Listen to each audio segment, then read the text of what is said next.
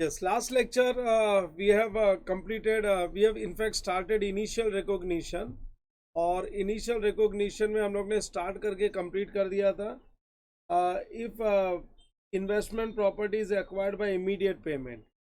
देख लो, initial recognition में कभी भी इन्वेस्टमेंट प्रॉपर्टी क्लासीफाई करने के लिए किसके बुक्स में जाना है, किसके बुक्स में जाना है। अगर ऑपरेटिंग लीज पे इन्वेस्टमेंट प्रॉपर्टी दे रखी है तो लेसर के बुक्स में जाना है, लेसर के बुक्स में जाके चेक करना है। और लेसर एक्चुअल ओनर होता है बुक इन्वेस्टमेंट प्रॉपर्टी का, क्योंकि वो सिर्फ ऑपरेटिंग लीज पे दे रहा है। तो हमने दो डिवीजन बनाए इनिशियल रिकॉग्निशन में, books of actual owner, that is in the books of lessor, और उसमें एक्विजिशन बाय इमीडिएट पेमेंट देख लिया। अब एक्विजिशन बाय डिफर्ड पेमेंट, मैं जो हमेशा बोलता हूँ ना, hire purchase is very important. तो एक्विजिशन बाय डिफर्ड पेमेंट में हायर परचेज ही आने वाला है। डिफर्ड पेमेंट का मतलब है फ्यूचर डेट को पेमेंट करना। अगर फ्यूचर डेट को पेमेंट करेंगे तो हम लोगों को इंटरेस्ट के साथ पेमेंट करना पड़े।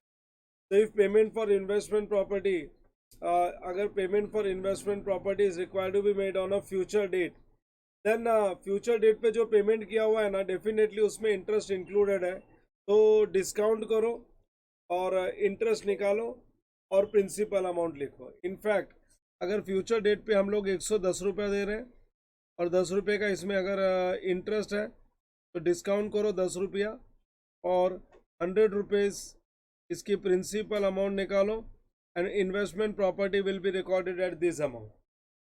ये इंटरेस्ट है, इंटरेस्ट तो पीएनएल में जाएगा।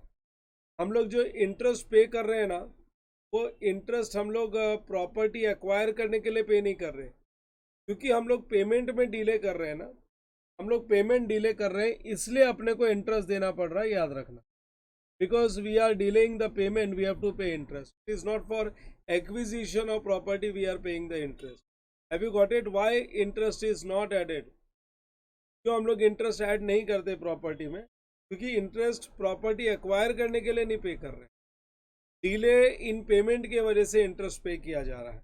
तो फ्यूचर डेट को कभी भी अगर पेमेंट किया है तो डिस्काउंट करो, डिस्काउंट करके उसका इंटरेस्ट पोर्शन अलग करो, और ये जो प्रिंसिपल अमाउंट है, प्रिंसिपल अमाउंट है, इस पे investment property recognise, investment property will be recognise at principal amount and interest will be charge to. बच्चों समझा क्या? मैंने हायर परचेज सबको मैंने ही सिखाया, तो इसमें और ज़्यादा बात करने की ज़रूरत नहीं है। और किसी को कंफ्यूजन होगा तो सी इंटर रेफरेंस लेक्चर्स में मैंने हायर परचेज अपलोड कर रखा है। चलो देखेंगे आगे।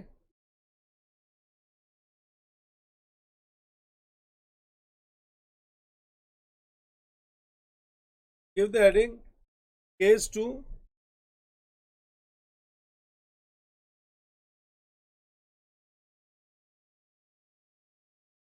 Right, case 2, investment property acquired by deferred payment.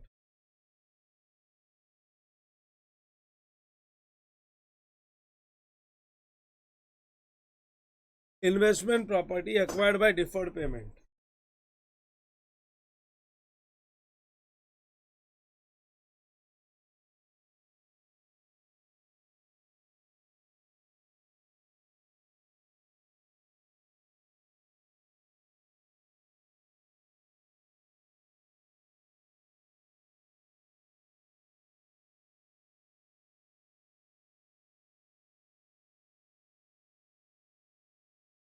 Investment property acquired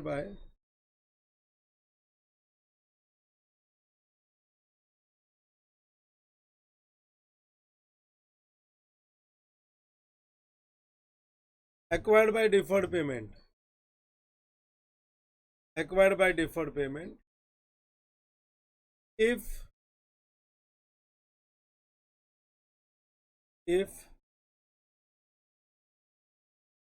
payment for investment property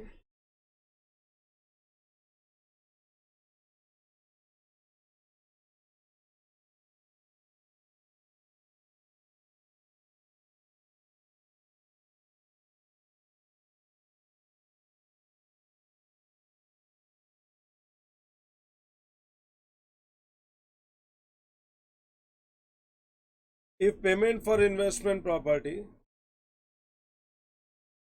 is required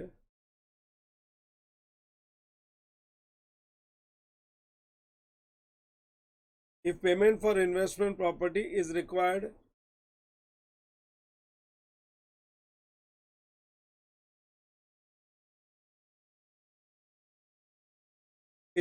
to be made on a future date,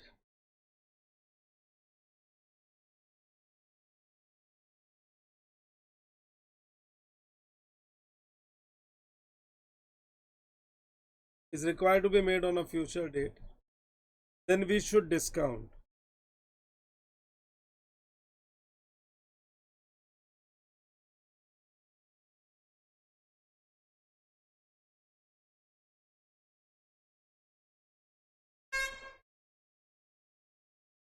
Then we should discount. Then we should discount these payments. Then we should discount these payments at market rate of interest.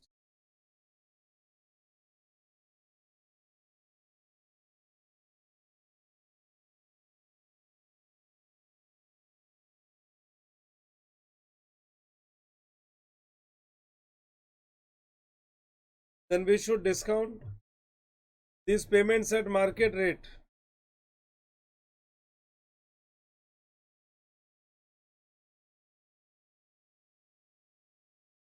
At market rate of interest to find cost of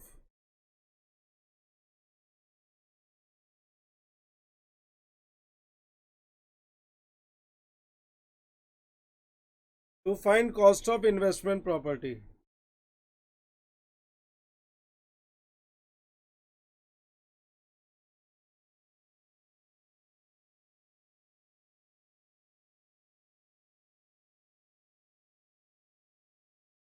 To find cost of investment property.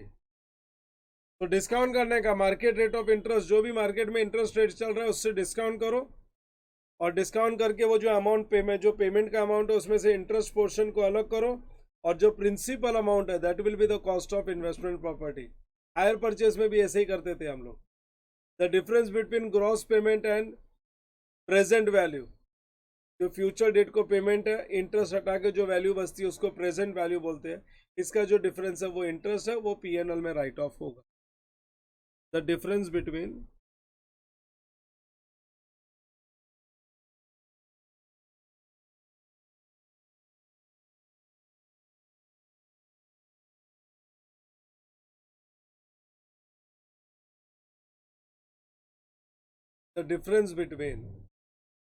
gross payment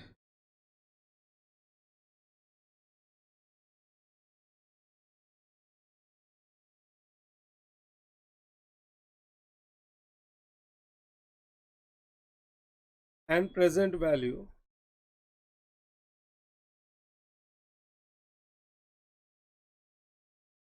the difference between gross payment and present value will be considered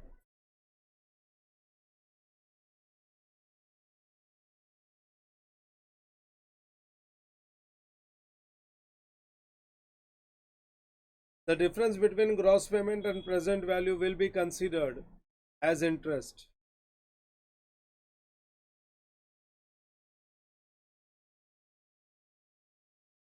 Will be considered as interest, and it will be written off to P&L statement.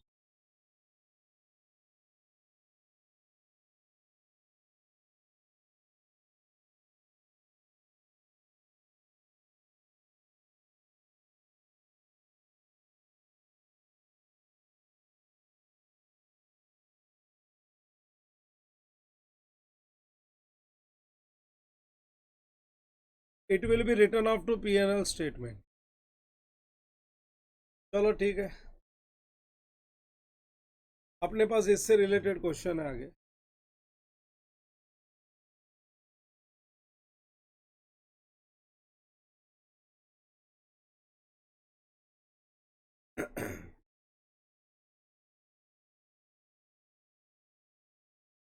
Question number 12 देखो पहले. X Limited purchase a land worth 1 crore It has option either to pay full amount at the time of purchase or pay it over 2 years at a total cost of 1 crore 20 lakhs. What should be the cost of the building? बोलो, cost of building 1 crore होगा या 1 crore 20 lakhs? What is your say? Yes, I'm asking all of you. क्या आएगा cost of building? Everyone. Yes, cost of building will be. Cost of building will be. Everyone, I want answer of everyone. If you are alert, if you have understood the point, you have to give the answer. Immediate payment करोगे तो 1 करोड़ और 2 साल का choice है. 2 साल के बाद payment करोगे तो 1 करोड़ 20 लाख. सृष्टि, क्या आंसर आएगा? I am waiting everybody's answer. हाँ, तो आंसर देने में तकलीफ है क्या कुछ? इधर 4-4 5-5 बार पूछते रहते हैं. तो याद रखना, मैं तुम्हारे नॉनसेंस टॉलरेट नहीं करता हूं किसी का भी.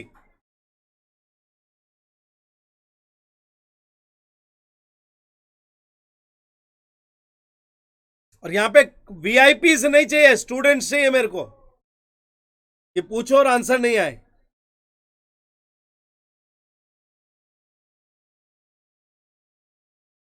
Question number 12. उन्होंने क्वेश्चन क्या पूछा हुआ है? What should be the cost of building under both the payments method? So immediate payment करोगे तो भी 1 करोड़ और 2 साल के बाद भी पेमेंट करोगे तो एसेट का कॉस्ट तो 1 करोड़ ही रहेगा. जो ऊपर का डिफरेंस है वो पीएनएल में जाएगा. So under both the methods investment property 1 crore की, तो लिखो under both payment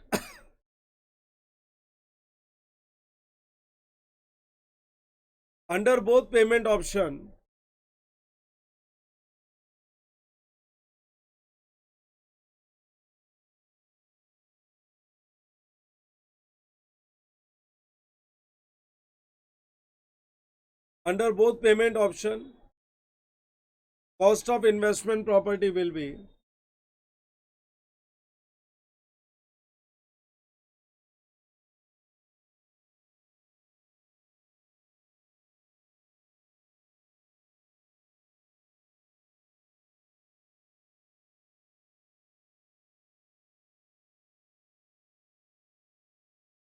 under both the payment option cost of investment property will be rupees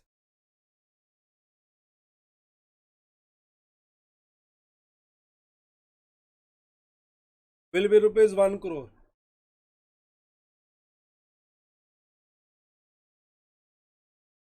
If payment is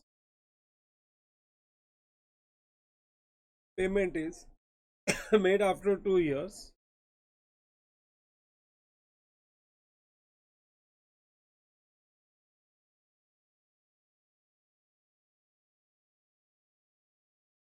if payment is made after 2 years, then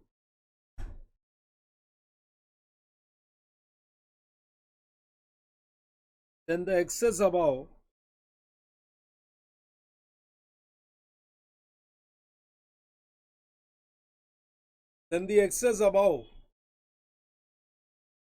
rupees 1 crore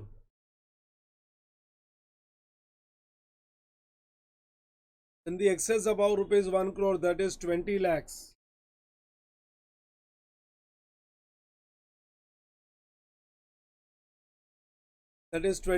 will be treated as interest payment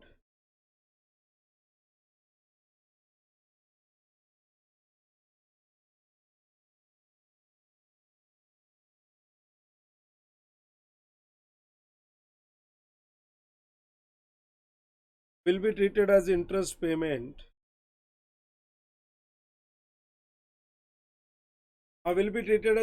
payment and charged to P&L statement.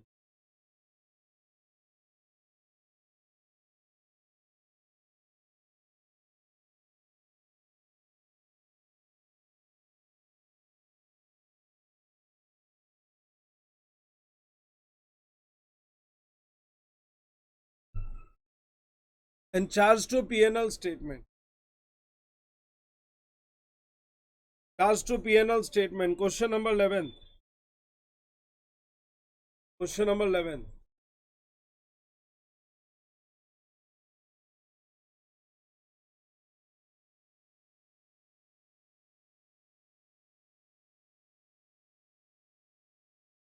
X Limited acquired investment property under payment under deferred payment deferred payment plan. Down payment on the date of acquisition 50 lakhs.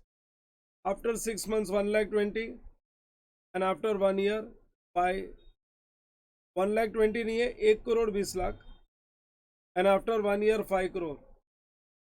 The incremental borrowing rate of the company is 11%. Find out the cost of investment property at initial recognition. And how should X Limited account for the difference? ठीक है ना, initial recognition पूछा हुआ है, how to recognise. तो हम लोग present value निकाल लेंगे. प्रेजेंट वैल्यू निकालेंगे. सबसे पहले present value of down payment. अरे डाउन पेमेंट तो सेम डेट को ही होता है जिस दिन एसेट खरीदा. Yes, I am asking all of you. Down payment कितना किया उसने? डाउन पेमेंट 50 lakhs का किया हुआ है. 50 lakhs का डाउन पेमेंट किया हुआ है. हाँ, डाउन पेमेंट 50 lakhs का, ये तो सेम डेट को ही है. तो 50 lakhs इंटू 1, क्योंकि सेम डेट को है तो इसमें तो कुछ इंटरेस्ट है ही नहीं, तो इसकी तो प्रेजेंट वैल्यू सेम 50 lakhs ही है. 50 lakhs. लेकिन जो 6 महीने के बाद पेमेंट किया है ना, तो present value of payment after 6 months, present value of payment after 6 months, इसमें 6 महीने का डिस्काउंट करना पड़ेगा. 1 crore 20 lakh, 120 lakhs. Rate of interest है 11%. 11%. अपने को 6 महीने का डिस्काउंटिंग फैक्टर ढूंढना है. 6 महीने का डिस्काउंटिंग फैक्टर 100 डिवाइड बाय 111, ये 0.9090. ये तो 1 साल का डिस्काउंट है, अपने को 6 महीने का चाहिए. अपने को 6 महीने का चाहिए. एक काम करते हैं, 100 डिवाइड बाय 111 है ना,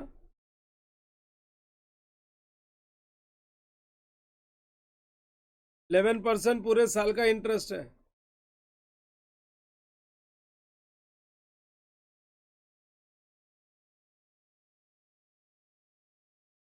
तो 5.5 हुआ 6 महीने का इंटरेस्ट. तो 5.5 से डिस्काउंट करते हैं. 100 डिवाइड बाय 105.5. ये लो, ये 6 महीने का डिस्काउंट रेट मिल गया. 6 महीने का डिस्काउंटिंग करना आता है ना सब लोगों को? Yes everyone. 6 महीने का डिस्काउंटिंग. यस, 6 महीने का डिस्काउंट मिल गया. 0.947.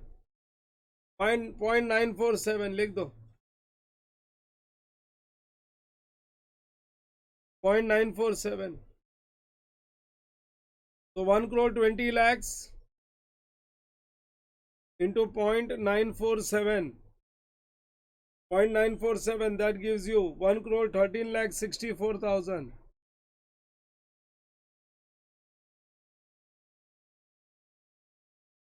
And present value of payment after 1 year.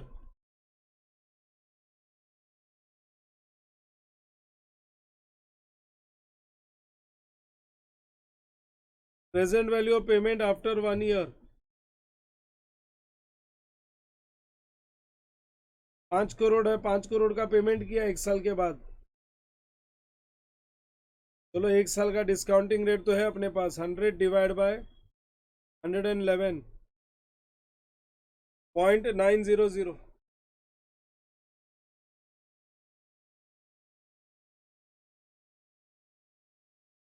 5 crores into 0.900, that is 4 crore 50 lakhs.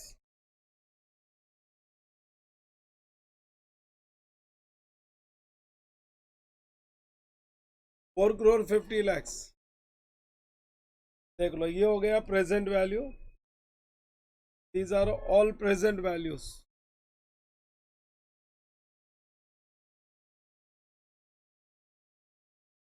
मैं प्रेजेंट वैल्यू का टोटल मारता हूँ. Plus 1 crore 13 lakh 64,000 plus 50 lakhs, तो 6 crore 13 lakh 64,000.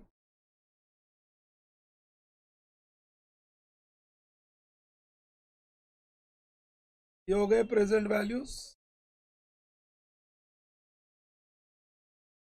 और ये सब है फ्यूचर डेट के लिए फ्यूचर वैल्यूज. फ्यूचर वैल्यूज का टोटल है 1 crore 20 lakhs plus 5 crore 6 lakhs 20 lakhs 6 crore 70 lakhs.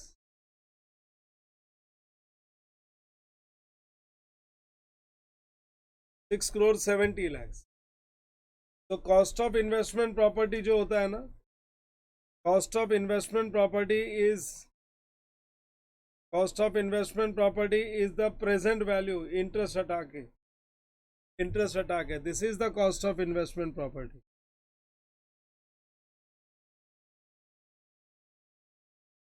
Cost of investment property.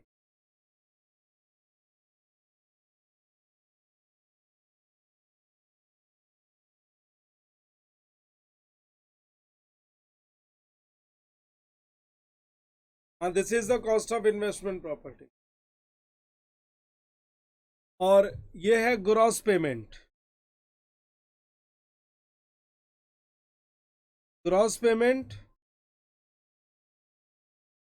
और ये cost of investment properties at the present value. ये दोनों के बीच का जो डिफरेंस है ना, दिस इज इंटरेस्ट. और ये इंटरेस्ट जाएगा पीएनएल में. This is interest.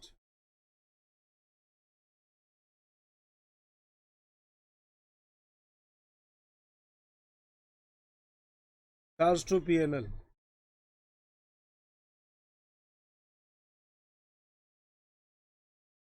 $56 lakhs 36,000.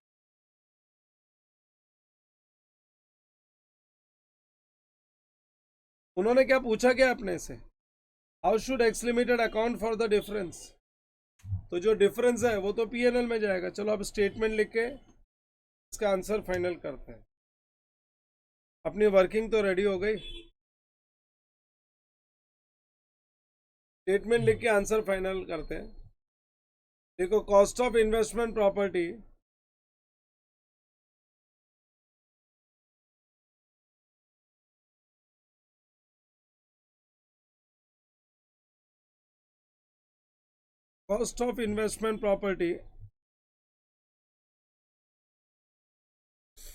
cost of investment property is rupees 6 crores 13 lakhs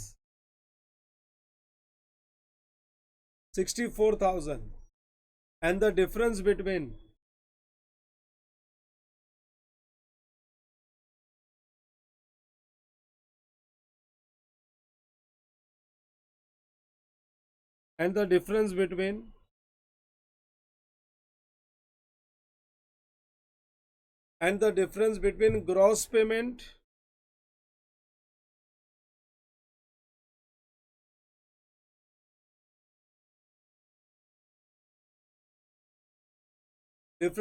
gross payment and present value.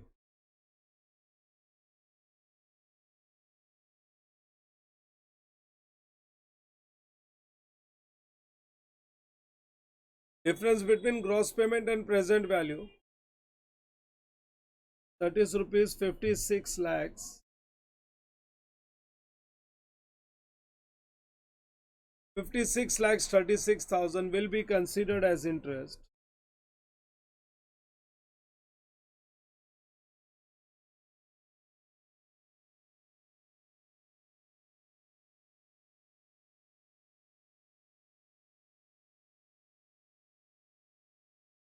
will be considered as interest and it will be written off to P&L statement.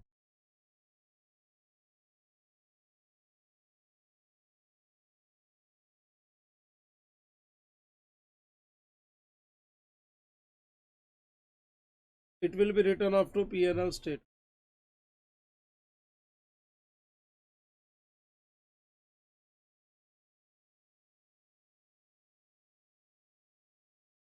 It will be written off to P&L statement.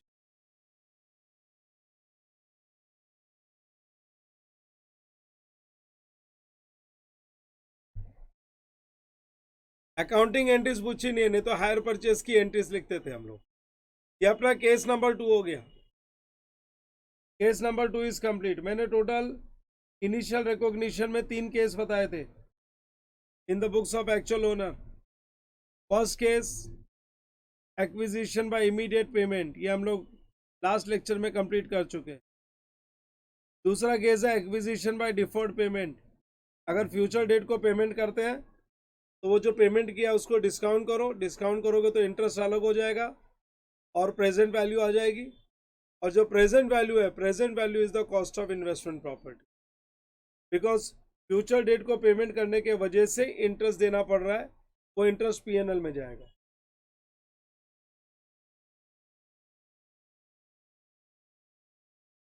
That interest will be transfer to P&L. अब मैं आ जाता हूँ मेरे third part पे, exchange of assets पे. I am coming to exchange of assets. Case number 3.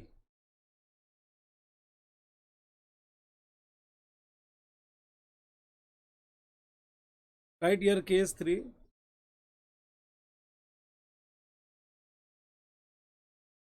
Case 3 exchange of assets. देखो सब लोग,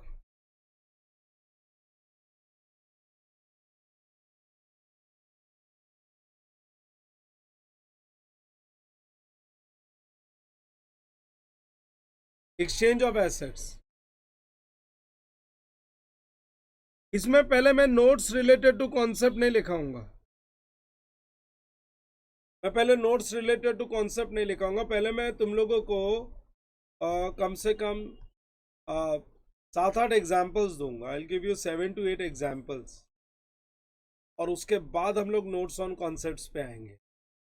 first I will give you 7 to 8 examples. लिखो examples.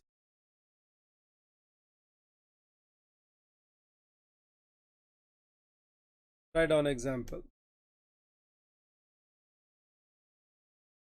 Number 1.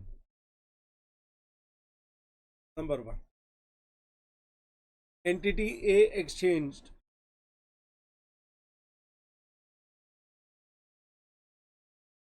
Entity A exchanged.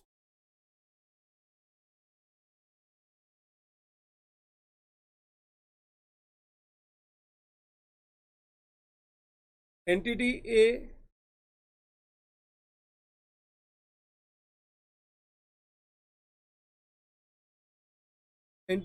exchanged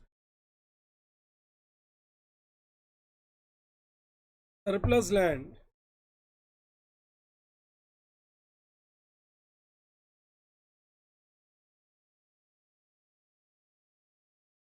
Entity A exchanged surplus land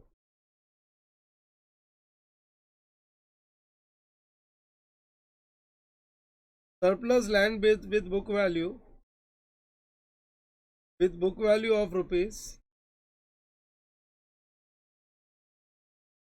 book value of rupees 1 lakh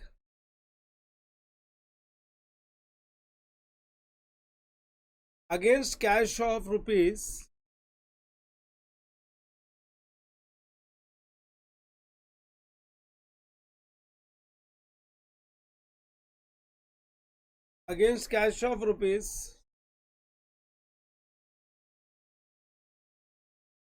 2 lakhs and plant and machinery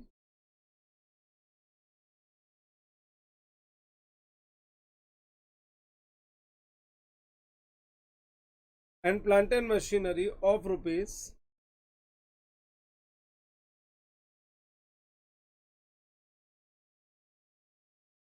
2,50,000. The transaction has commercial substance.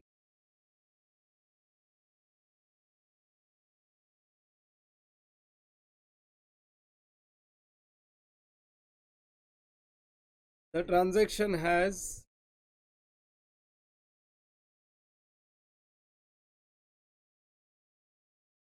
transaction has commercial substance. The transaction has commercial substance. Journalize.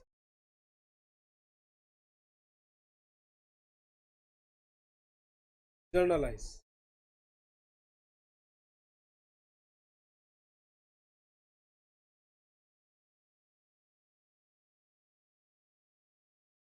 Solution.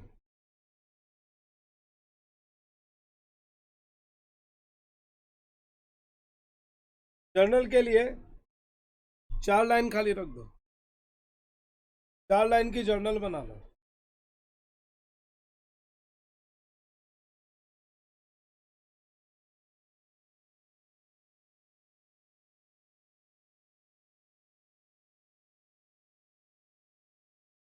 पहले मैं सारे के सारे examples लिखाऊंगा, फिर मैं entries pass कराना चालू करूंगा और बाद में notes on concept लिखाऊंगा.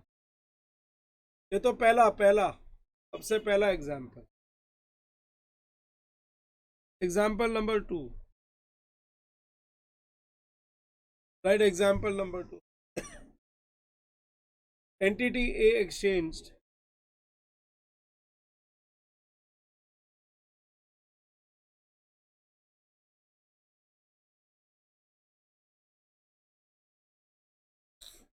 entity A exchanged old car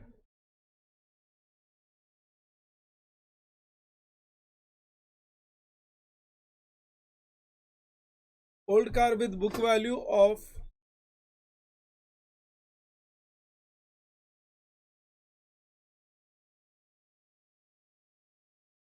13,000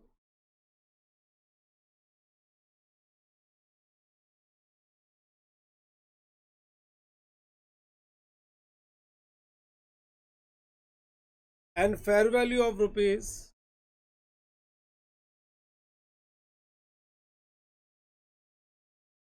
13,250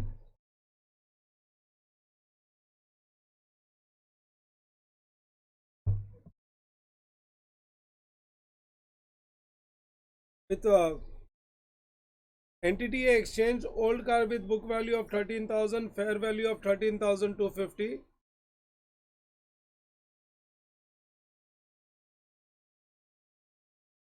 against cash of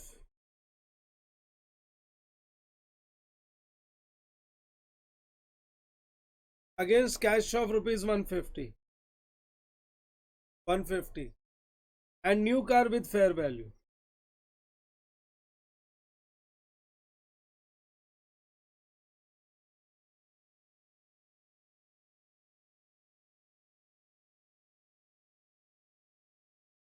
And new car with fair value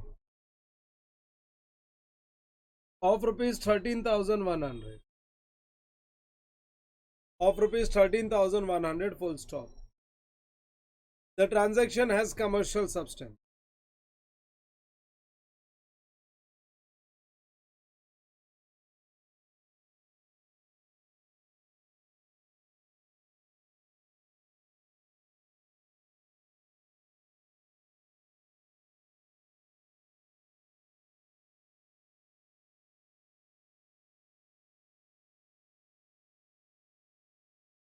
The transaction has commercial substance. Journalize.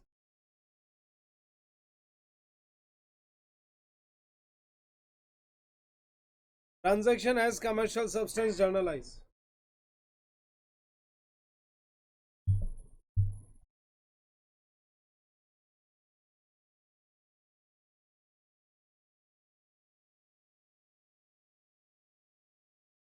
नीचे 4 लाइन के लिए जर्नल के लिए जगह रख लो.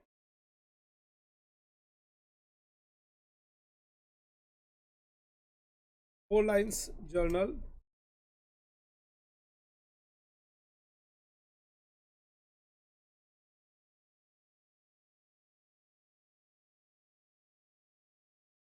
A journal for 4 lines.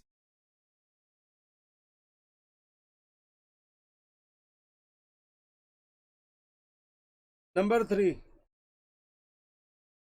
Example number 3. Fair value of new investment property.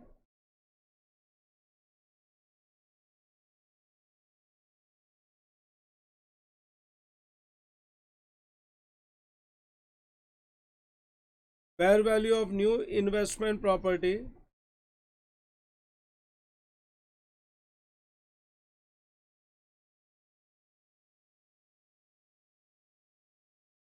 rupees. Fair value of new investment property rupees 20 lakhs. 20 lakhs.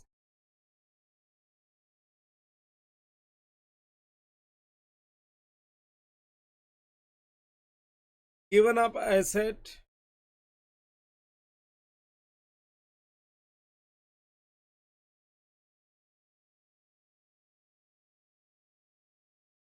Given up asset fair value.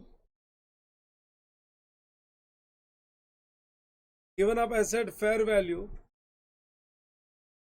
rupees 15 lakhs.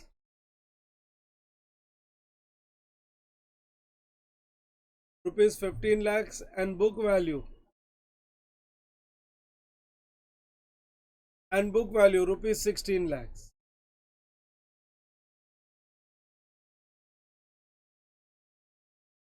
Book value rupees 16 lakhs. Past journal entries under both the situations.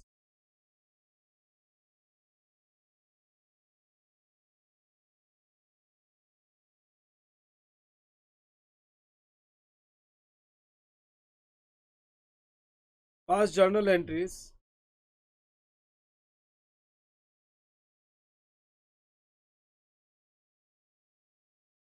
under both the situations.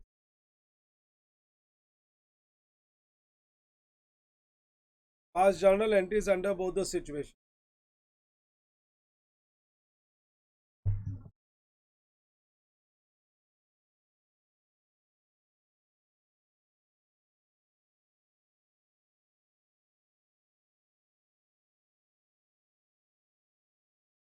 Under both the situations. 3 line रखो.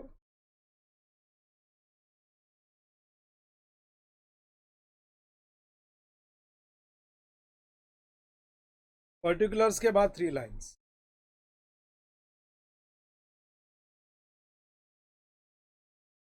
As commercial substance.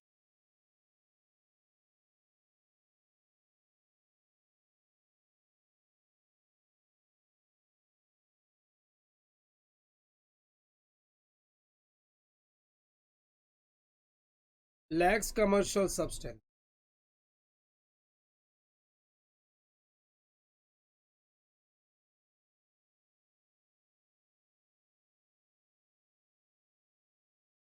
As commercial substance.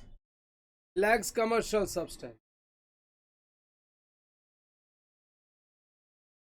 Number 4.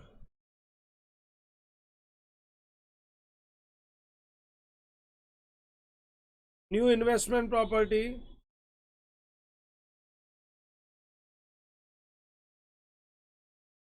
Fair value. Don't know. Old asset. Old asset fair value.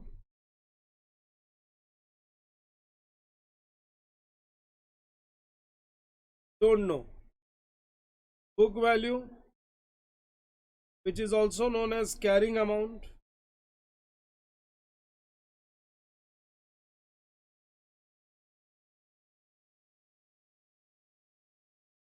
Carrying amount rupees 60,000.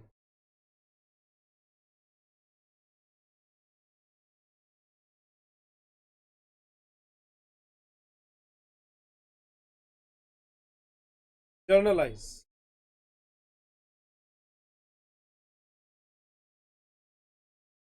Journalize.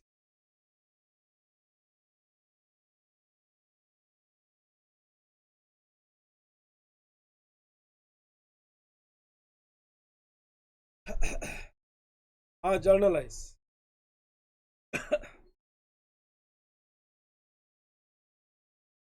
इसके लिए तुम 5 line खाली रख दो।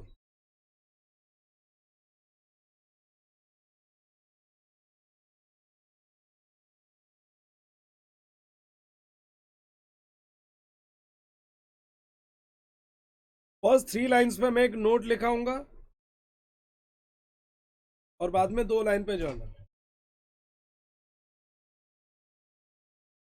अभी तक मैंने कुछ भी एक्सप्लेनेशन नहीं चालू किया, मैं खाली एग्जांपल्स दे रहा हूं, एक साथ करवाऊंगा।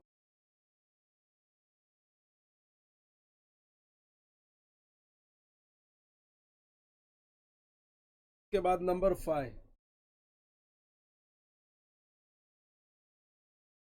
नंबर 5,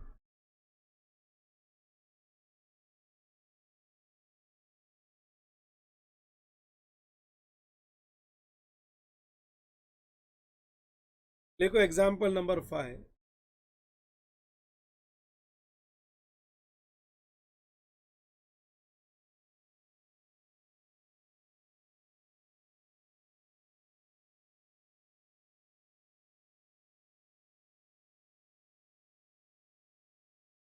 न्यू इन्वेस्टमेंट प्रॉपर्टी, हाँ, new investment property, fair value,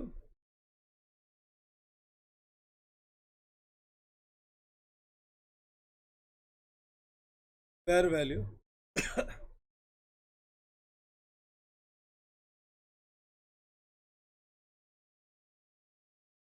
fair value ₹20 lakhs। Old investment property, old investment property, book value, book value rupees,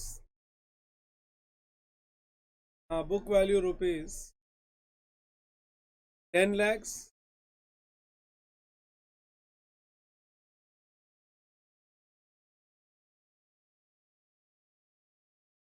₹10 lakhs and fair value 12 lakhs।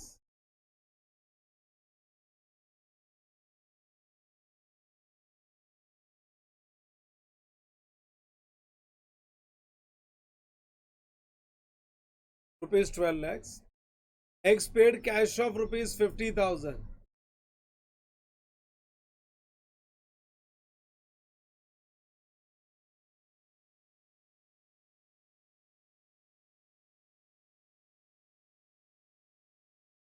X paid cash of ₹50,000।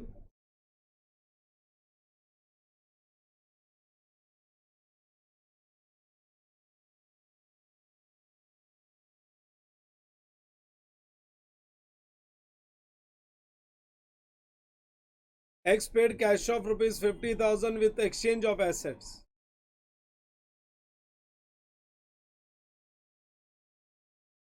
Pass entry under both situation।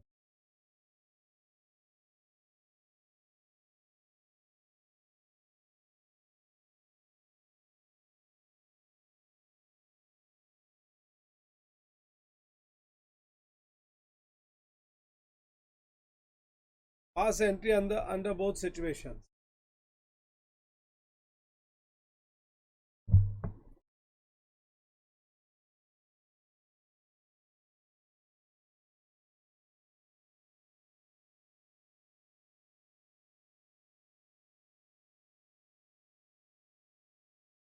Under both situations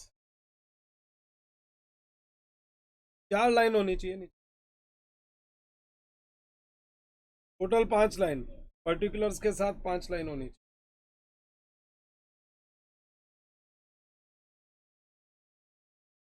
Has commercial substance,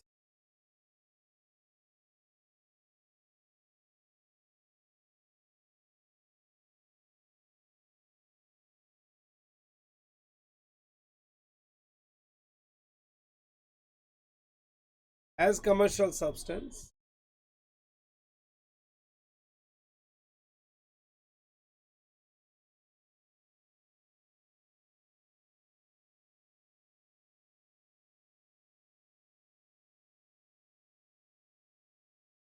lacks commercial substance.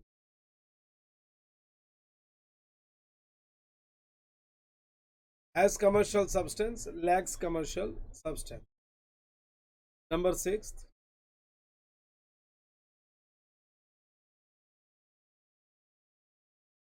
New investment property fair value.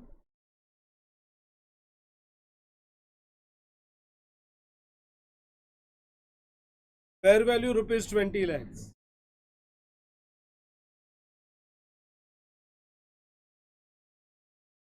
Fair value 20 lakhs. Old investment property book value. Book value rupees 10 lakhs.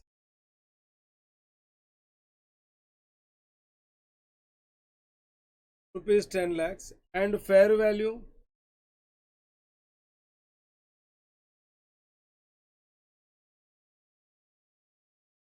And fair value. Missing question mark.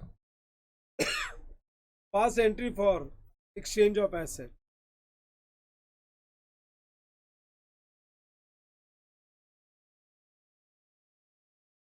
Pass entry for exchange of assets.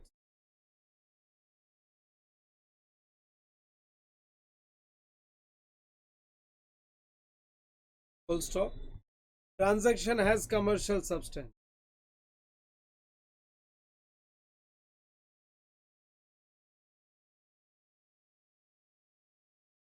Transaction has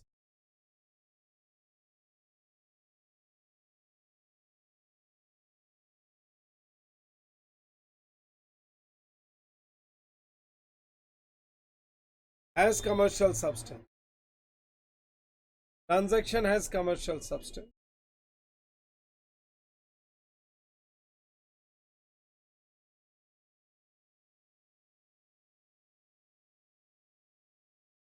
के लिए journal बना लो.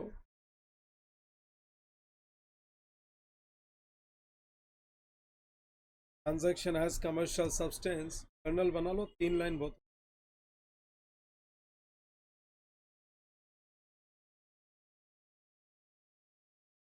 Draw journal for 3 line.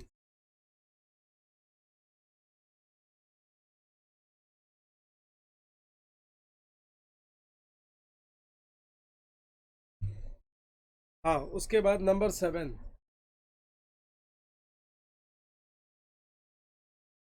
Example number 7. New investment property.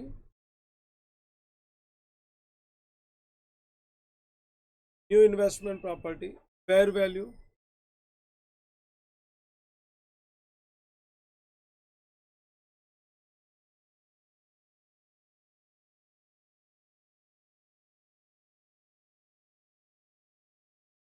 Fair value 20 lakhs. Shares given.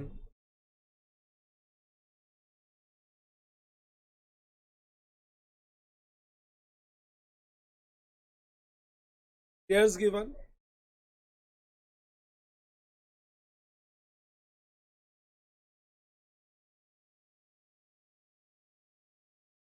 $10,000 shares of rupees 10 each.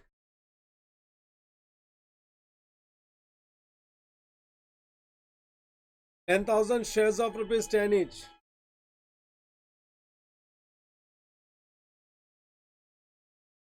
At rupees 150.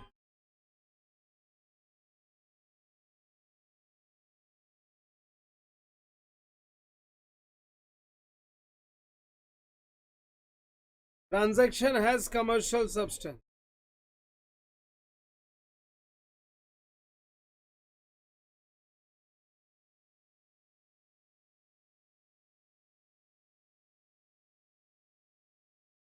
Journalize.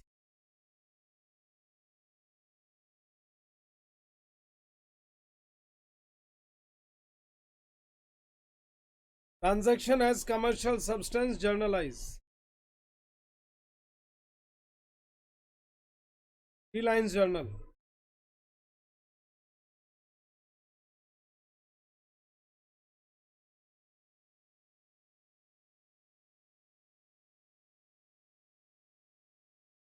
Draw journal for 3 lines. बस एक last example और फिर चालू करूंगा मैं एंट्रीज करवाना और एक्सप्लेनेशन देना। एक एग्जाम्पल और है, नंबर 8। हाँ, number 8, new investment property.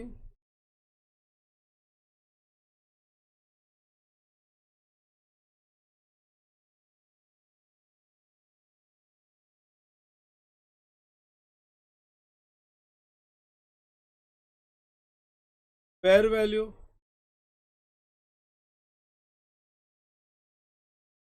New investment property fair value,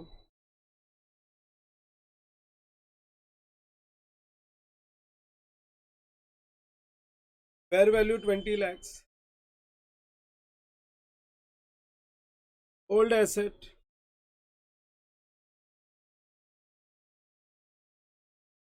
हाँ old asset fair value,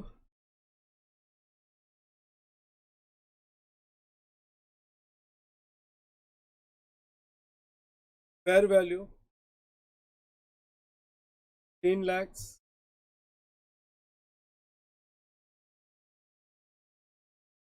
fair value 15 lakhs।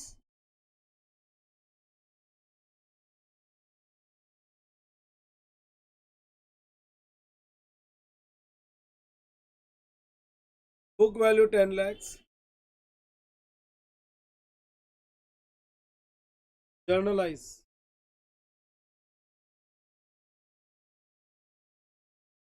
Transaction has commercial substance.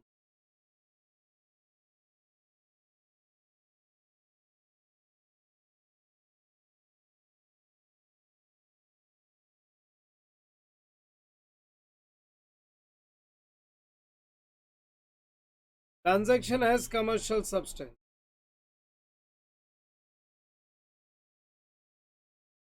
Transaction has commercial substance.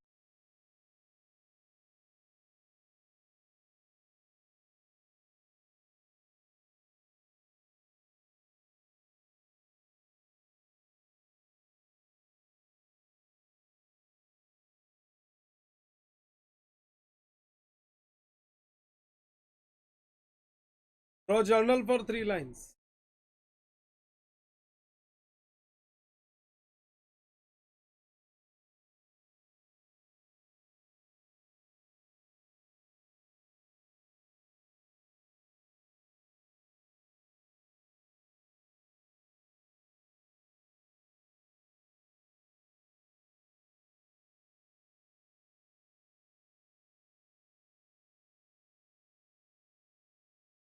Yes, are you all ready with this?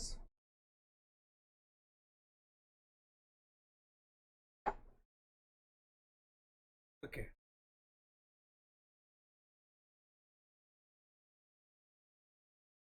मैं start करूंगा।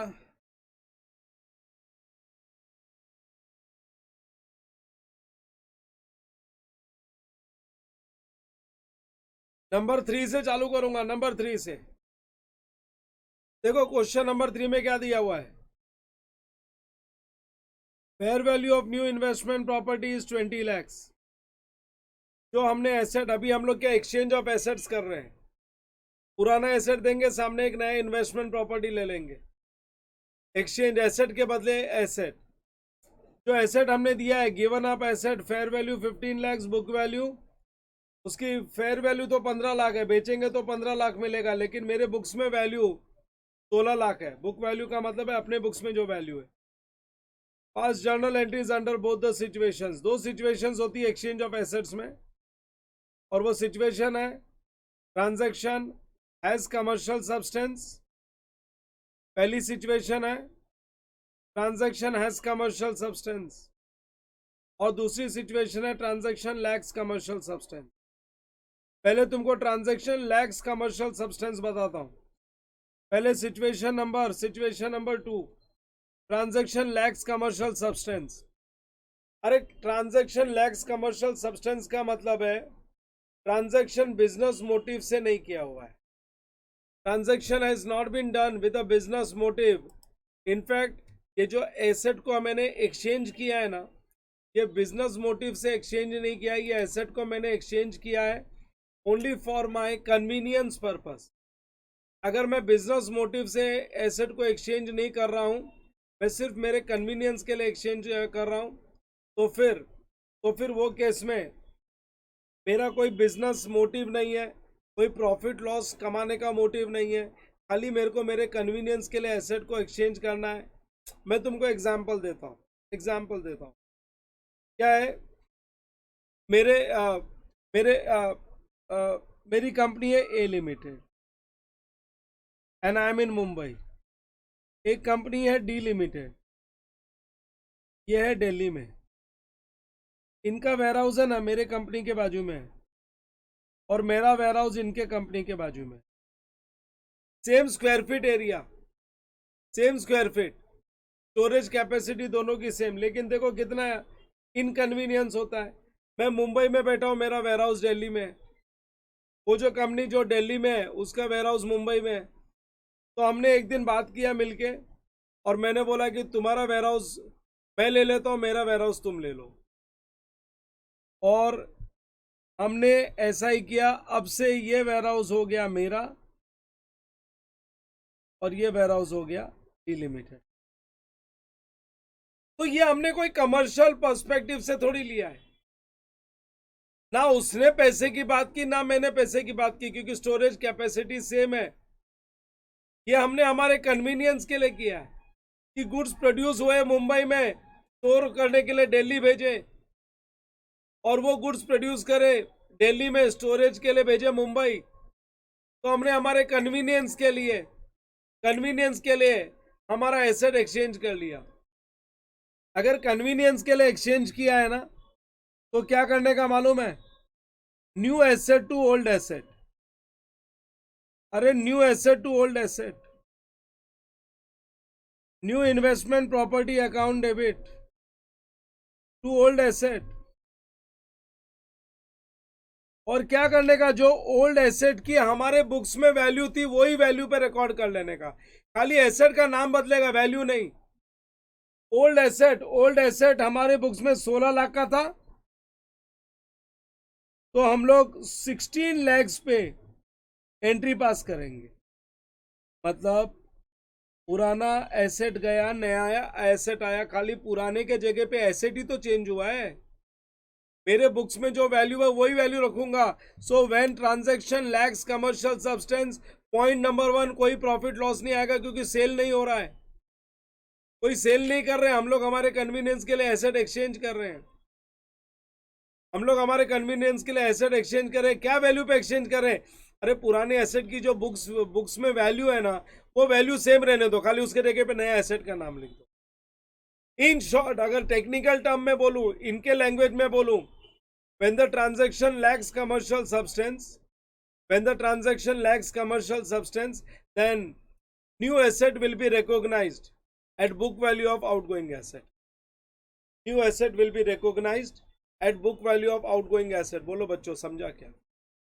When the transaction lacks commercial substance, then acquired asset will be recognized at book value of outgoing asset, at book value of outgoing asset. मैं अभी notes on concept साथ में लिखाता हूँ, ये entry copy कर लो फटाफट, ये एंट्री कॉपी कर लो, उसके बाद एक साथ ही लिखाऊंगा नोट्स, पहले समझ लो। तो new investment property account debit to old, और हमने पुराने वाले जाने वाले एसेट के बुक वैल्यू पे आने वाले एसेट को रिकॉर्ड किया, जाने वाले एसेट की बुक वैल्यू पे।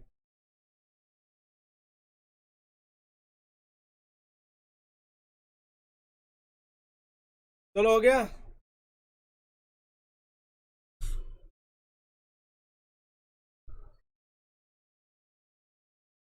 आगे बढ़ते हैं। अच्छा, ट्रांजैक्शन हैज कमर्शियल सब्सटेंस, इसका मतलब है ना, मैं तुमको बताऊं ये एंट्री से कैसे डील करने का।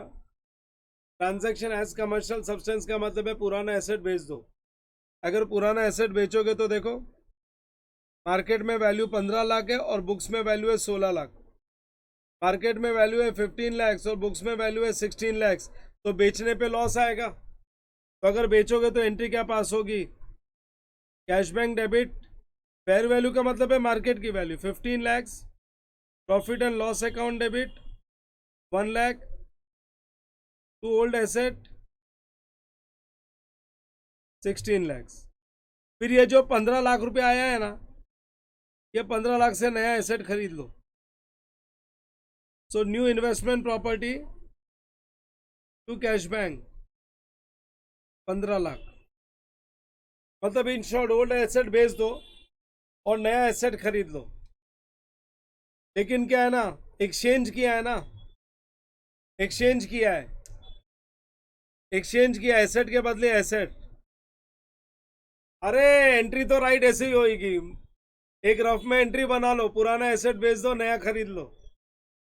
लेकिन एक्सचेंज किया है ना तो कैश एलिमेंट नहीं आएगा, तो कैश कैश कट हो गया।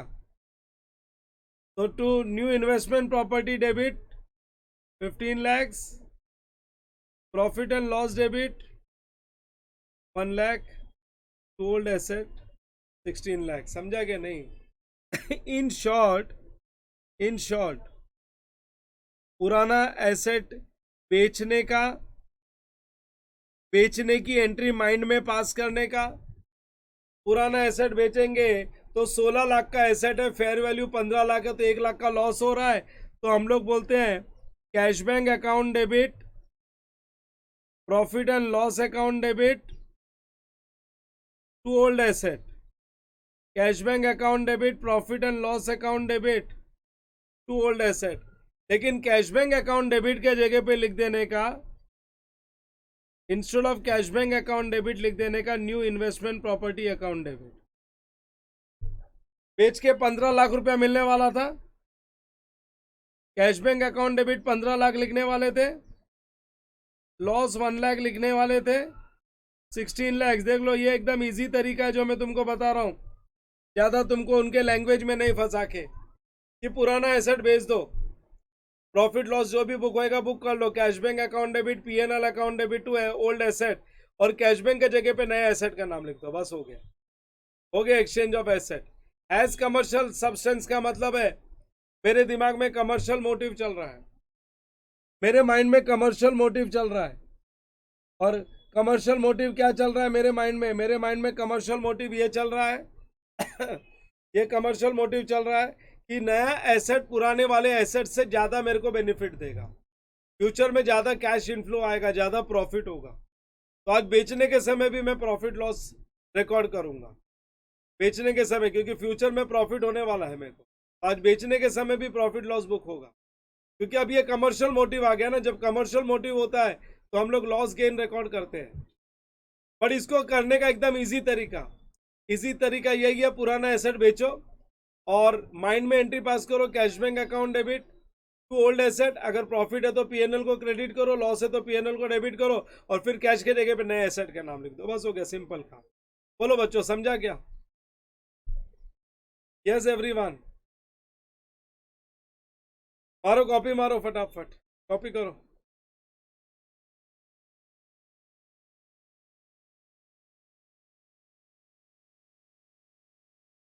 बोलो क्या बोलते हैं मालूम है? When transaction has commercial substance, incoming asset will be recognised at fair value of outgoing asset. तो बराबर है ना?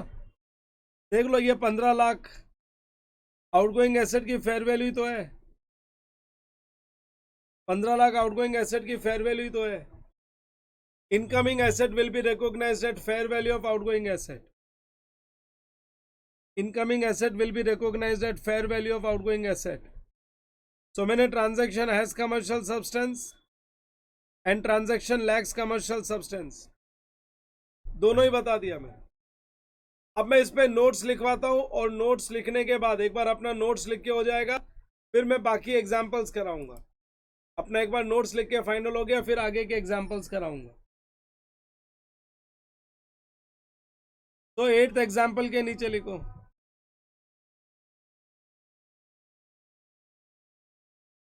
8th एग्जांपल के लिए नीचे लिखोगे notes on exchange of asset.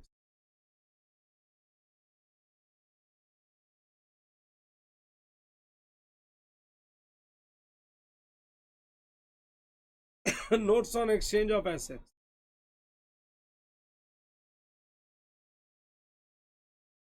हाँ, the acquired asset,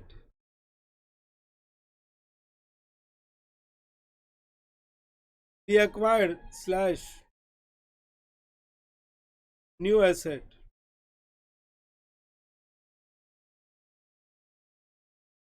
the acquired asset, that is new asset, will be recognized as under.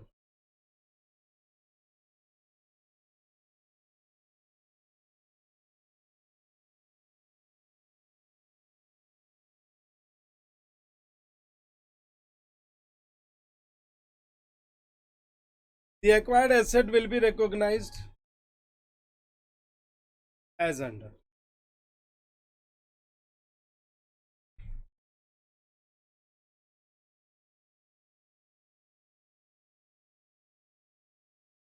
Number one, if the transaction lacks commercial substance,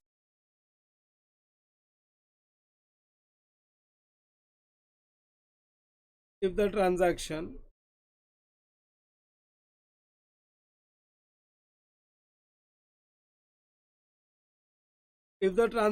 lacks commercial substance,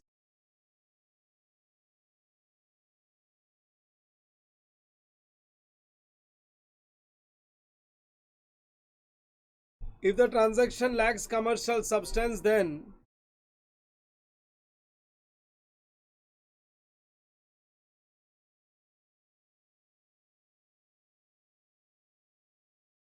acquired assets will be recognized.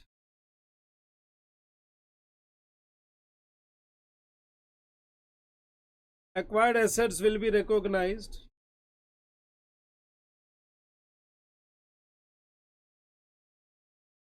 then acquired assets will be recognized at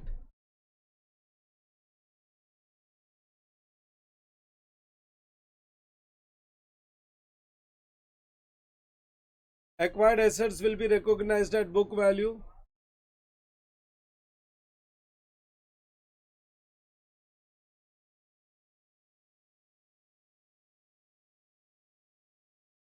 Then acquired assets will be recognized at book value or carrying amount.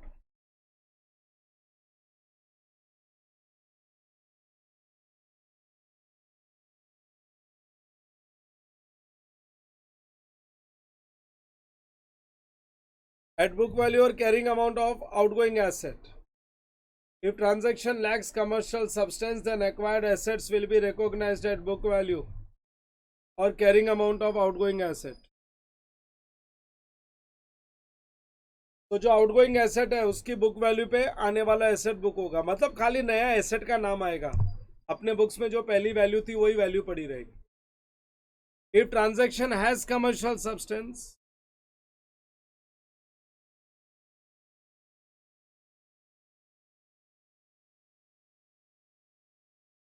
if transaction has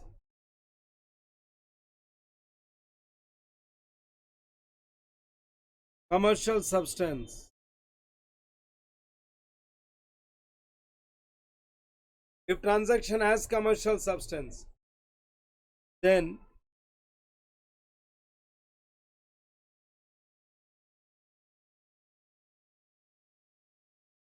if transaction has commercial substance, then acquired asset, then acquired assets will be recognized at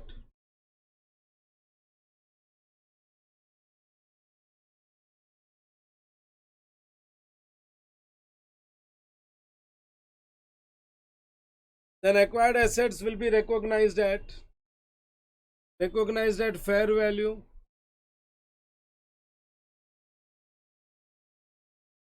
will be recognized at fair value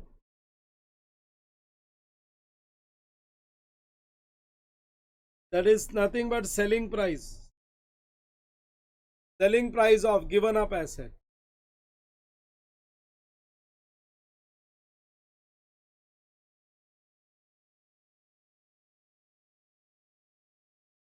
Given up asset. and in this case, and in this case,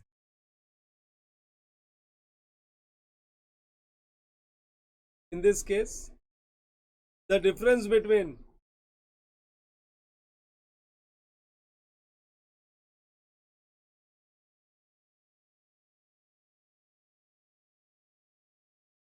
in this case the difference between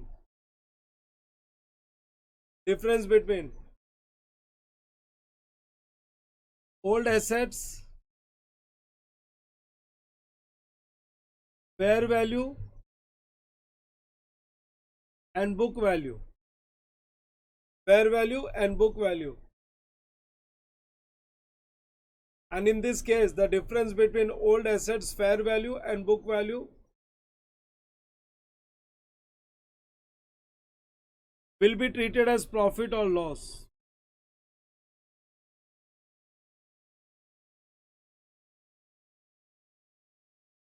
On exchange of asset.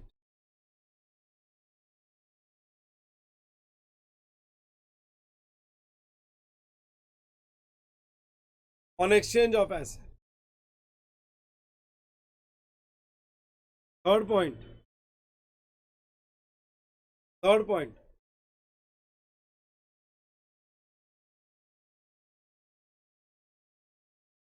Third point लिखाने के पहले मैं question number 1 लिख करना चाहता हूं ताकि तुमको थर्ड पॉइंट समझे.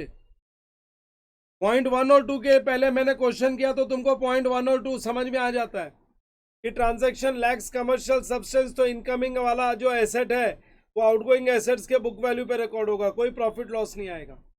अगर ट्रांजैक्शन हैज कमर्शियल सब्सटेंस है तो आउटगोइंग एसेट्स की जो फेयर वैल्यू है, सेलिंग प्राइस है, उस पर इनकमिंग एसेट बुक होगा.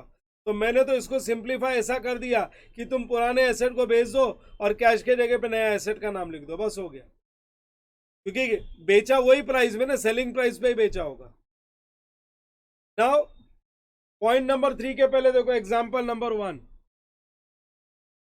Entity A exchange surplus land with book value of 1 lakh against cash of 2 lakhs and plant and machinery of 250. मतलब कैश आया है, प्लांट एंड मशीनरी आया है, और गया क्या क्या है, गया क्या है, लैंड गया है. और बोला ट्रांजैक्शन हैज कमर्शियल सब्सटेंस. अरे ट्रांजैक्शन हैज कमर्शियल सब्सटेंस तो जो एसेट गया है ना उसकी बुक वैल्यू के साथ फेयर वैल्यू भी चाहिए, जो गया उसके साथ में उसकी फेयर वैल्यू भी चाहिए. क्योंकि आने वाले एसेट्स जाने वाले एसेट्स के फेयर वैल्यू पे बुक होंगे. समझा क्या नहीं? आने वाला एसेट जाने वाले एसेट की फेयर वैल्यू पे बुक होगा, तो इसकी फेयर वैल्यू मिसिंग है, आउटगोइंग एसेट की फेयर वैल्यू मिसिंग है. So if transaction has commercial substance and fair value of outgoing asset is not given, then in that case अरे normally हम लोग इनकमिंग एसेट की फेयर वैल्यू को ignore करते हैं. हम लोगों को इनकमिंग एसेट के फेयर वैल्यू से कोई लेना देना ही नहीं है. अगर ट्रांजैक्शन हैज कमर्शियल सब्सटेंस तो इनकमिंग एसेट तो आउटगोइंग एसेट के फेयर वैल्यू पे बुक होता है. जो एसेट आ रहा है ना वो जाने वाले एसेट की फेयर वैल्यू पे अपने को रिकॉग्नाइज करना पड़ता है. Incoming asset is recognised at fair value of outgoing asset. Incoming asset की खुद की फेयर वैल्यू होती है, उसको इग्नोर करते हैं हम लोग. लेकिन ये वाले प्रॉब्लम में आउटगोइंग एसेट की फेयर वैल्यू नहीं दी है, आउटगोइंग एसेट की फेयर वैल्यू नहीं दी है. अगर आउटगोइंग एसेट की फेयर वैल्यू नहीं दी है तो ये केस में हम लोग ये एज्यूम करते हैं कि इनकमिंग एंड आउटगोइंग एसेट दोनों की फेयर वैल्यू सेम है. देख लो इनकमिंग एसेट्स की तो बुक वैल्यू नहीं हो सकती क्योंकि वो मेरे बुक्स में था ही नहीं ना. तो इनकमिंग एसेट्स की तो जो वैल्यू देते हैं वो फेयर वैल्यू होती है. कैश आ रहा है 2 लाख रुपए का, प्लांट एंड मशीनरी आ रहा है 2,50,000 का, 4.5 लाख रुपए का नया एसेट आ रहा है. तो मैं ये एज्यूम करूंगा आउटगोइंग एसेट की फेयर वैल्यू और इनकमिंग एसेट की फेयर वैल्यू सेम है.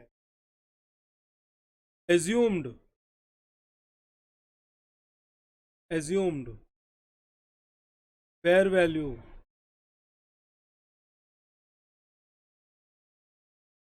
of given up asset and incoming asset is same.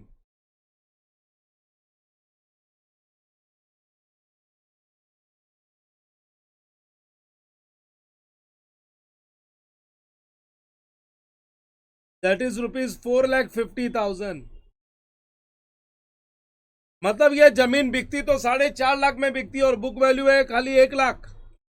तो अगर मैं बेचूंगा तो मैं बोलूंगा cash bank account debit 4.5 lakh, to land 1 lakh and 3,50,000 का प्रॉफिट बुक होएगा। बच्चों समझा क्या नहीं? Cash bank account debit to land to PNL. तो अगर मेरे को इनकमिंग एसेट, अगर आउटगोइंग एसेट की फेयर वैल्यू नहीं दे रखी है, आउटगोइंग एसेट की फेयर वैल्यू नहीं दे रखी है, तो मैं ये एज्यूम कर लेता हूं कि उन लोगों ने क्यों नहीं दी है, क्योंकि जो एसेट आ रहा है उसकी फेयर वैल्यू और आउटगोइंग की सेम है, इसलिए नहीं दी है। तो cash bank account debit to land 1 lakh, cash bank account debit 4.5 lakh to land 1 lakh के मेरे बुक में 1 लाख था, 1 लाख निकल गया। टू प्रॉफिट एंड लॉस 3,50,000, लेकिन कैश बैंक अकाउंट डेबिट के जगह पे दो एसेट आ रहे हैं, एक तो कैश आ रहा है, दूसरा प्लांट एंड मशीनरी आ रहा है। तो मैंने बोला ना, जो नया एसेट है उसका नाम लिखने का।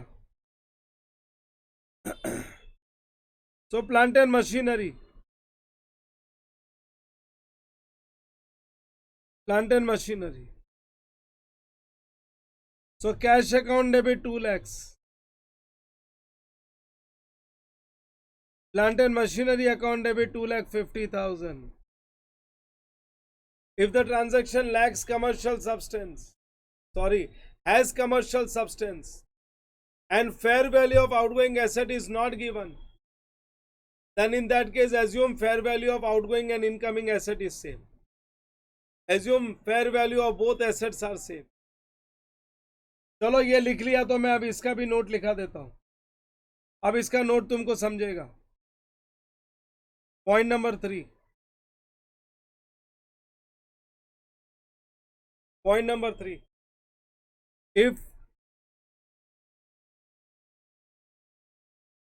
transaction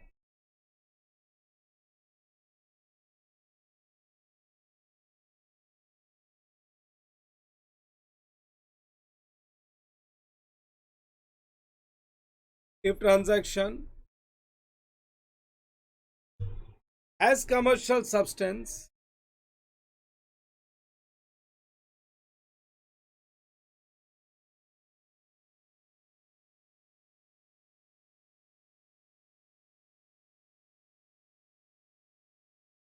if transaction has commercial substance but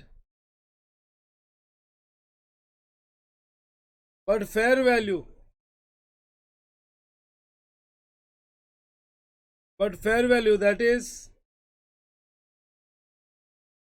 that is selling price, but fair value, that is selling price of outgoing asset,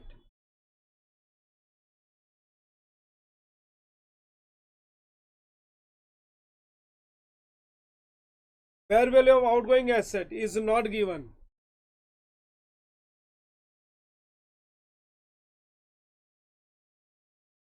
outgoing asset is not given, then it is assumed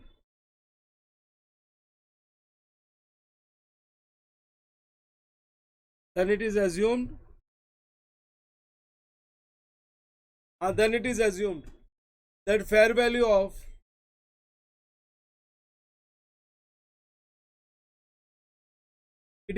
that fair value of incoming and outgoing asset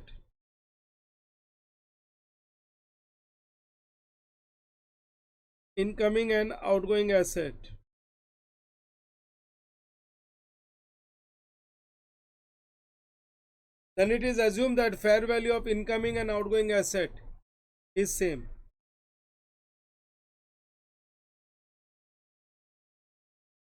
It is assumed that fair value of incoming and outgoing asset is same. चलो done, ये हो गया अपना complete. Notes तो complete हो गए, बस अब अपने को एग्जाम्पल्स खत्म करने हैं। We have to complete all the examples. जो भी अपने रिमेनिंग एग्जाम्पल्स है ना, वो अपने को एग्जाम्पल्स कंप्लीट करने हैं। चलो विल कंटिन्यू आगे के एग्जाम्पल्स। अब कोई तकलीफ नहीं, सारे पॉइंट्स कवर हो गए।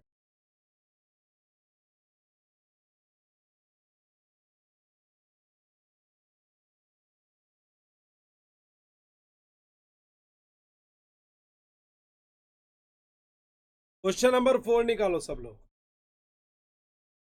All of you take out question number 4। Question number 4 में देखो क्या दिया हुआ है। New investment property fair value नहीं मालूम।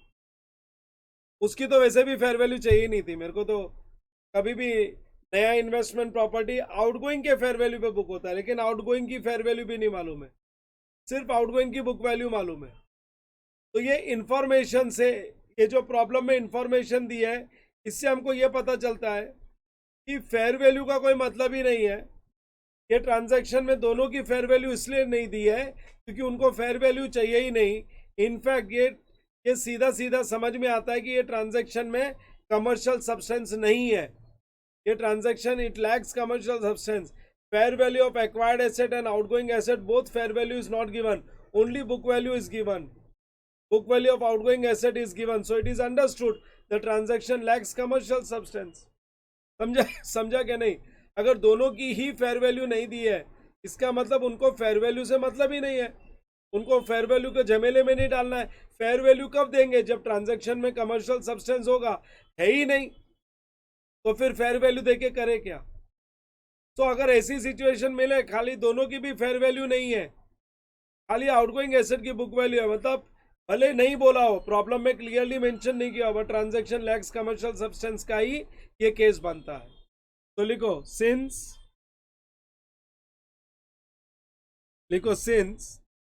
Fair value of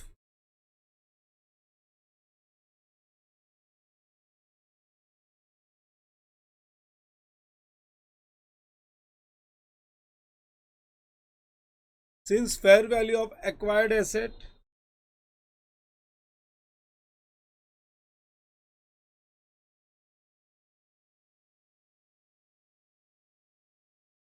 since fair value of acquired asset and outgoing asset is not given, since fair value of acquired asset and outgoing asset is not given,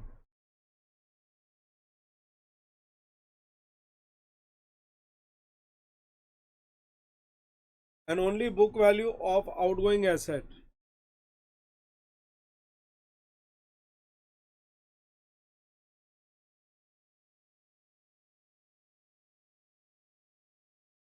and only book value of outgoing asset is given, only book value of outgoing asset is given, then it is understood, it is assumed नहीं, it is understood। हर चीज को assume नहीं करना होता है। then it is understood the transaction lacks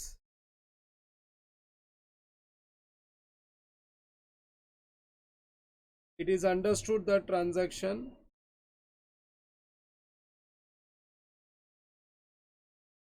lacks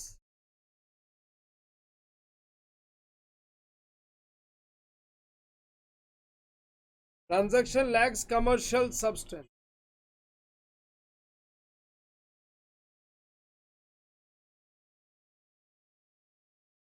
transaction lacks commercial substance,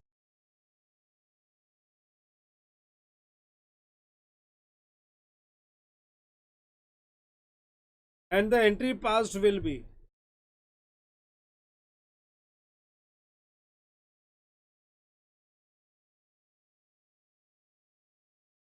and the entry passed will be 60,000 रुपये अपने पुराने एसेट की बुक वैल्यू है, नया एसेट उसी पे रिकॉग्नाइज होगा। Because transaction lacks commercial substance में एंट्री बनती है। New asset account debit to old asset at the book value of old asset,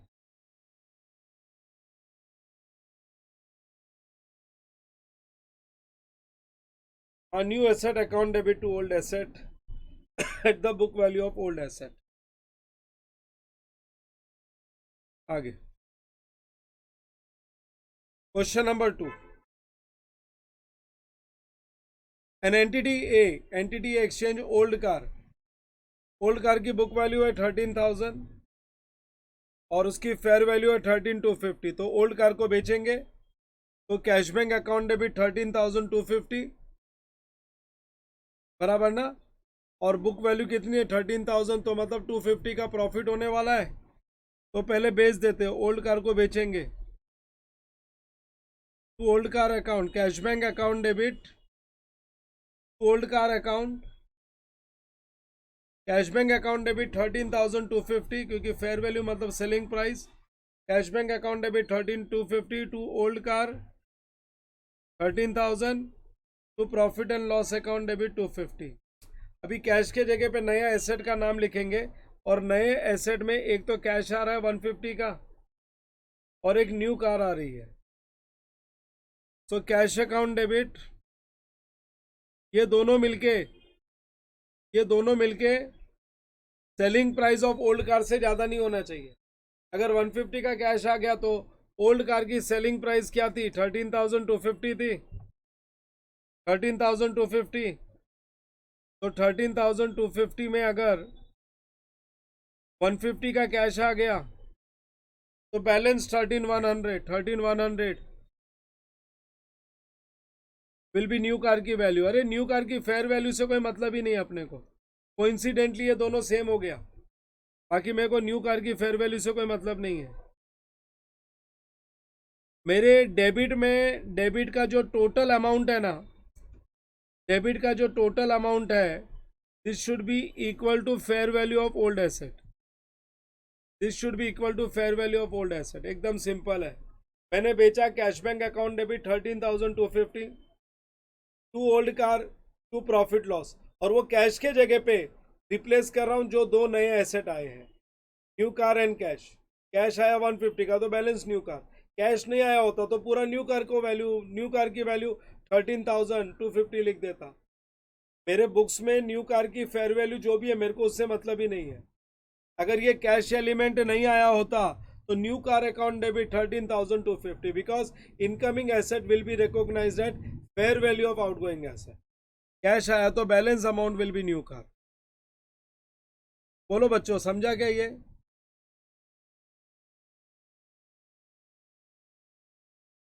circle it. हाँ,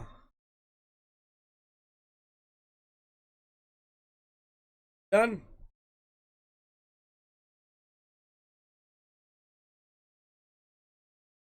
क्या लिखा है आशीष, क्या बोलते हैं सर? ओल्ड कार्ड डिलीट कर दो। हाँ डिलीट हो ही गया ना, क्रेडिट कर दिया मतलब डिलीट हो गया ना, निकल गया ना, ओल्ड कार्ड निकल ही गया ना। अच्छा, मैंने गलती से लिखा। ठीक है, ओके, डन। आगे देखो, क्वेश्चन 1 हो गया, 2 हो गया, 3 हो गया, क्वेश्चन 4 भी हो गया। क्वेश्चन नंबर 5 में बोला है दोनों सिचुएशन कवर करनी है। इन्वेस्टमेंट प्रॉपर्टी, आने वाले इन्वेस्टमेंट प्रॉपर्टी की फेयर वैल्यू से मेरे को कोई मतलब ही नहीं है। इससे मतलब तो तब होगा अगर आउटगोइंग की फेयर वैल्यू नहीं देंगे तो। अच्छा, ओल्ड कार की बिकेगी कितने में? 12 लैक्स, और अपने बुक्स में है 10 लाख। 10 लाख। पहले तो लैक्स कमर्शियल सब्सटेंस तो बहुत इजी है। New investment property account debit,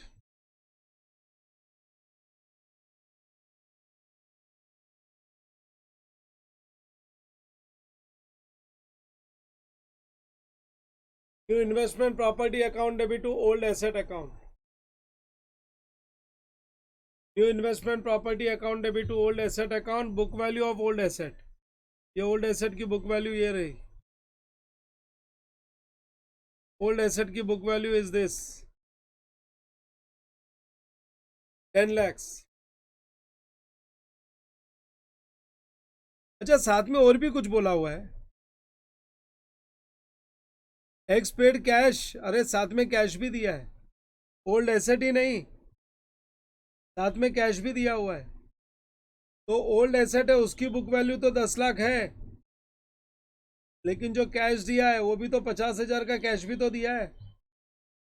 तो टोटल 2 एसेट्स दिया है, और कैश की तो बुक वैल्यू फेयर वैल्यू सब यही होती है। तो दोनों की जो बुक वैल्यू है, incoming asset will be recognised at 10,50,000। अरे जो आउटगोइंग एसेट है उसकी बुक वैल्यू पे इनकमिंग एसेट रिकॉर्ड होगा। तो इस बार दो दो आउटगोइंग एसेट है, इस बार 2 आउटगोइंग एसेट है, तो वो दोनों की जो बुक वैल्यू इनकमिंग एसेट उस पर रिकॉग्नाइज होगा। खाली ओल्ड एसेट ही गया होता तो बोलते थे न्यू टू ओल्ड 10 लैक्स, लेकिन 10 लैक्स भी गया है, कैश भी गया है, तो दो बुक वैल्यू है, तो डेबिट में वो दोनों की बुक वैल्यू आएगी। हाँ, ट्रांजैक्शन हैज कमर्शियल सब्सटेंस में क्या करेंगे, पहले तो पुराना एसेट बेचेंगे ना, तो 12 लाख रुपए में बिकेगा, 12 लाख रुपए में बिकेगा, 12 लाख रुपए में बिकेगा। 10 लाख का एसेट 12 लाख में बिकेगा। New investment property account debit to old asset, अगर 10 लाख का एसेट 12 लाख में बिकेगा तो प्रॉफिट है। टू ओल्ड एसेट अकाउंट,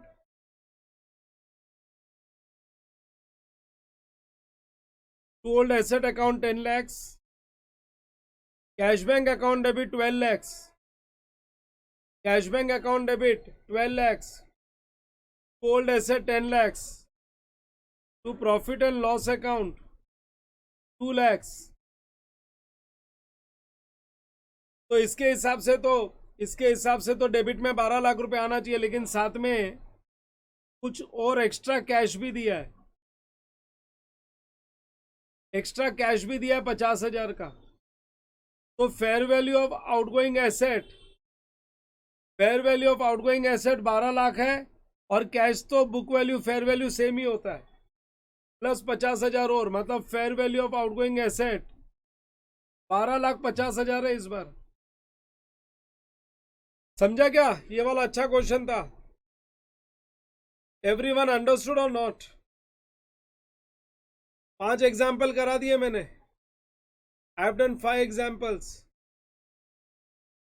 चलो next, number 6, number 6। Now new investment property fair value 20 lakh, old investment property book value 10 lakhs. लेकिन ओल्ड इन्वेस्टमेंट प्रॉपर्टी की fair value नहीं दी हुई है, तो मेरे को फर्क नहीं पड़ता। अगर ओल्ड ओल्ड जाने वाले की फेयर वैल्यू नहीं दी है तो मैं ये एज्यूम करता हूं fair value of both are same, बराबर ना? मैं ये एज्यूम करता हूं fair value of both are same, assumed.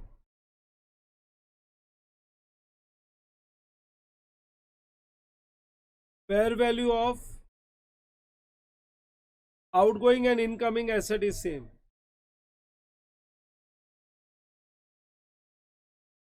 Fair value, मेरे को इनकमिंग एसेट की फेयर वैल्यू को लेना ही नहीं रहता है, लेकिन जब आउटगोइंग एसेट की फेयर वैल्यू नहीं देते तो हम लोग ये एज्यूम करते हैं दोनों फेयर वैल्यू सेम है। Fair value of outgoing and incoming asset is same. तो इनकमिंग एसेट की मेरे को फेयर वैल्यू दे रखी है,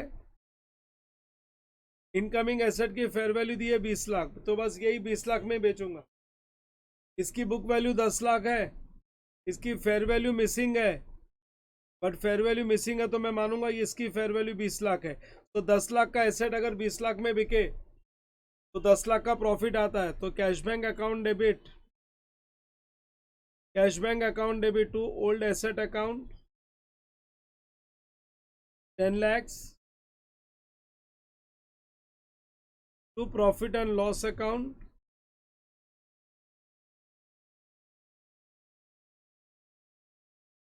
10 lakhs, और डेबिट में कैश बैंक अकाउंट के जगह पे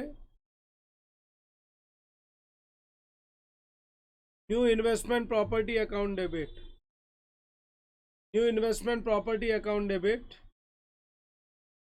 20 lakhs, 20 lakhs। अभी अपन लोग ने 1 से लेके 6 तक लाइन से सारे कर लिए, बस 2 और बचता है। नंबर 7, न्यू इन्वेस्टमेंट प्रॉपर्टी की फेयर वैल्यू से तो मेरे को कोई लेना देना ही नहीं है। हाँ, सामने क्या दे रहे, शेयर्स दे रहे 10,000 का, नॉमिनल वैल्यू 10 है और फेयर वैल्यू है 150, और ट्रांजैक्शन में बोला हैज कमर्शियल सब्सटेंस। हाँ ठीक है, बहुत अच्छी बात है। So cash bank account debit to equity share capital. इस बार बेच रहे क्या है? Equity shares. Equity share capital is always recognised, always recorded at nominal value, and the difference between nominal value and fair value is known as securities premium. Everybody know this. Securities premium.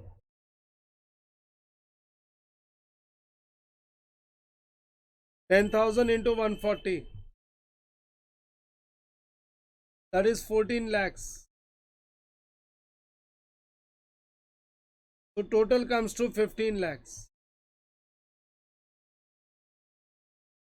15 lakhs. तो entry बन जाती है investment property account debit. जो नई investment property है, new investment property account debit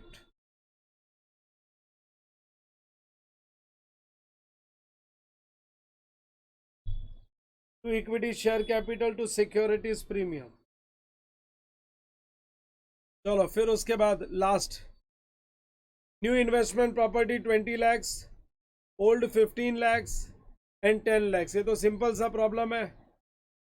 तो पुराना वाला 15 लाख में बिकेगा, 10 लाख का है तो 5 लाख का प्रॉफिट आएगा। तो new investment property will be recognised at fair value of outgoing asset. इसका कोई मतलब नहीं है।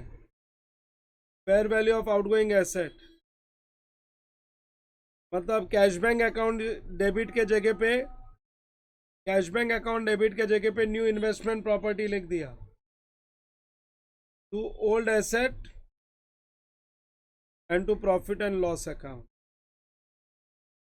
चलो, such a simple problem. So now exchange of assets में अपना मास्टरी हो गया। अभी एक्सचेंज ऑफ एसेट्स में we can not make any mistake.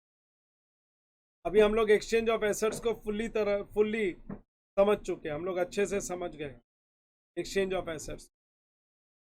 Yes everybody, देखो मैंने 8 एग्जांपल्स करा दिए तुम लोग। I have done 8 examples on exchange of assets.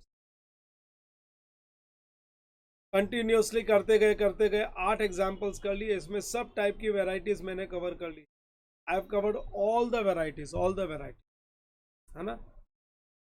एक ब्रेक ले लो, काफी लंबा लेक्चर ले लिया मैंने। Just take a break, break के बाद आगे कंटिन्यू।